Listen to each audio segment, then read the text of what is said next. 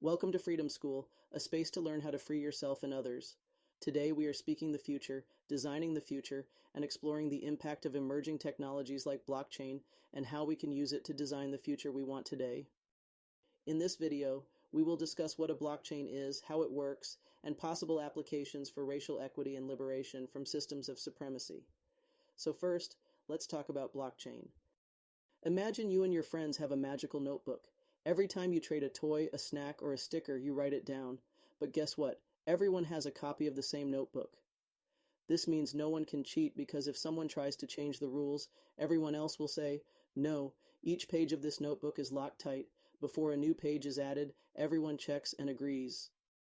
This magical notebook is called a blockchain. It helps people keep track of important things like money, art, and even video game points without needing a boss to control it. Because everyone is watching and checking, no one can cheat. That's why people say blockchain is safe, fair, and super smart. And just like that, the world gets a little bit more magical, one block at a time. Blockchains create trust by ensuring that information is transparent, secure, and tamper-proof. Unlike traditional systems where a central authority, like a bank, government, or corporation, controls records, blockchains distribute data across a decentralized network. This means no one can cheat. Every transaction is verified by multiple participants before being recorded. No one can change the past. Once information is recorded, it cannot be altered or erased. Everyone can see the truth. Records are publicly accessible, making fraud and corruption more difficult. This trust is especially crucial in today's political environment, where misinformation, corruption, and systemic inequities often undermine democracy. Well, what about this tool for racial justice? First, we should acknowledge the power of ancient technologies to come together and see ourselves in others. This is the work on the ground of building a community. This is the work of self-care. This is the work of making a more perfect union. Then, we should think about creative ways to use these technologies to share resources instead of hoarding them. Millions of people do not feel like they belong, and wired technologies alone will not solve that.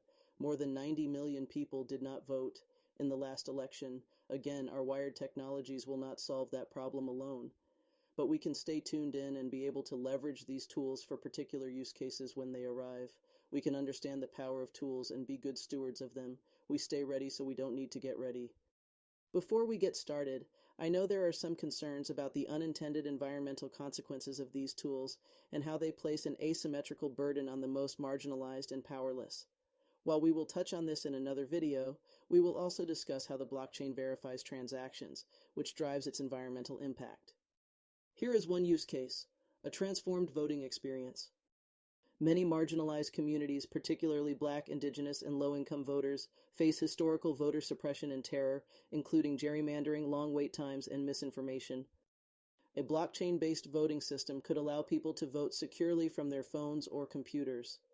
Each vote would be recorded on an unchangeable public ledger, making tampering with election results or deleting votes impossible. This would increase access for communities historically disenfranchised by systemic barriers. Equity impact ensures all votes are counted, reducing suppression tactics, increases accessibility for those without flexible work schedules or transportation, restores trust in democratic systems, particularly for communities that have been historically excluded from political participation.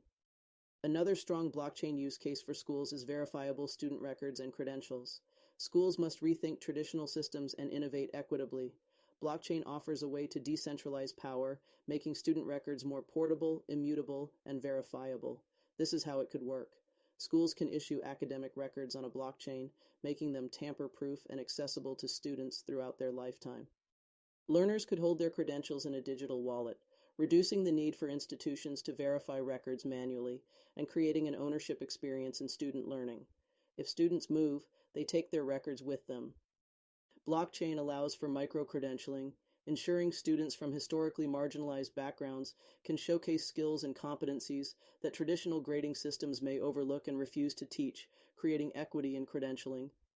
I hope this helps you understand the big ideas around blockchain technology and how it could be used to create the world that we want and deserve. Remember, equity is not left, right, or center. It is forward. Let's go together.